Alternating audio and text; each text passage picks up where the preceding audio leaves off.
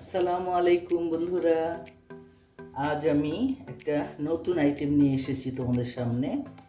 এটা দেখতে পাচ্ছ, এটা কি বলো তো? এটা পামকিন। পামকিন মানে মিষ্টি কুমড়া।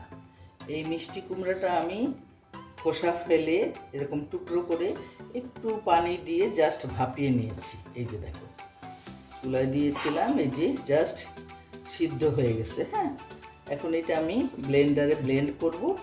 ব্লেন্ড করে তোমাদের জন্য একটা আইটেম রান্না করব, দেখতে থাকো।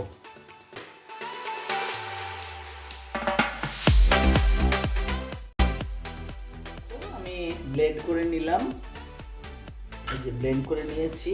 এখন আমি একটা হাঁড়ি চাপিয়ে দিয়েছি। এর মধ্যে আমি ফার্স্টে দিয়ে দিব তেজপাতা, এলাচ, দারচিনি,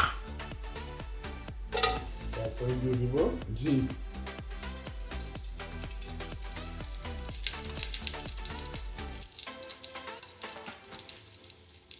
এই ঘিটা গরম হয়েছে, এখন আমি এটার মধ্যে হাফ কাপ সুজি দেবো। হ্যাঁ, এখানে আমার 1 কাপ সুজি আছে, আমি হাফ কাপ সুজি দিয়ে দিচ্ছি। আর দেব হাফ কাপ নারকেল কোড়ানো। এই নারকেলটা আর সুজিটা ভাজতে ভাজতেই আমি এর মধ্যে কিছু বাদাম দিয়ে দিব, অর্ধেক বাদাম দিয়ে দেব, আর দিয়ে দেব কিশমিশ। তোমরা মনে হয় এতক্ষণে বুঝতে পেরেছো আমি কি করতে যাচ্ছি। হ্যাঁ, ঠিকই ধরেছ, আমি এটা মিষ্টি কুমড়ার পায়েস করতে যাচ্ছি। এটা যদিও তোমাদের কাছে একটু অভিনব মনে হচ্ছে, হয়তো অনেকেই খাও নাই, আবার অনেকেই খেয়েছো হয়তো, বা একটা নতুন একটা আইটেম। আজকে খেয়ে দেখো, অনেক মজা হবে। এখন এটার মধ্যে আমি দিয়ে দেবো চিনি, পরিমাণ মতো চিনি দেবো। এটা 3 চামচ চিনি দিয়ে দিচ্ছি। আই থিঙ্ক 3 চামচ চিনি দিয়ে হয়ে যাবে, না হলে টেস্ট করে পরে আবার একটু দেব।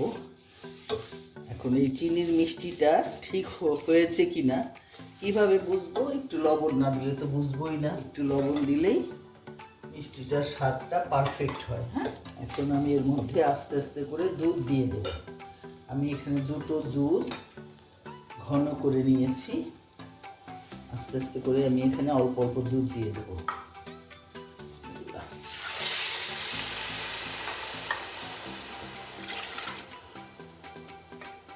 পুরোটাই লাগবে। দুধ যত বেশি পড়বে টেস্ট তত ভালো আসবে। ঘন করে রেখেছি দুধটা। এখন আমি এটার মধ্যে আমার ব্লেন্ড করা মিষ্টি কুমড়োটা দিয়ে দেবো। এখন দিয়ে আমি নাড়তে থাকবো। এটা নাড়তেই হবে, থামা যাবে না, নিজে নয়তো দলা পাকিয়ে যাবে। হ্যাঁ, আর মাঝে মাঝে আমি মিষ্টিটা দেখে নিব।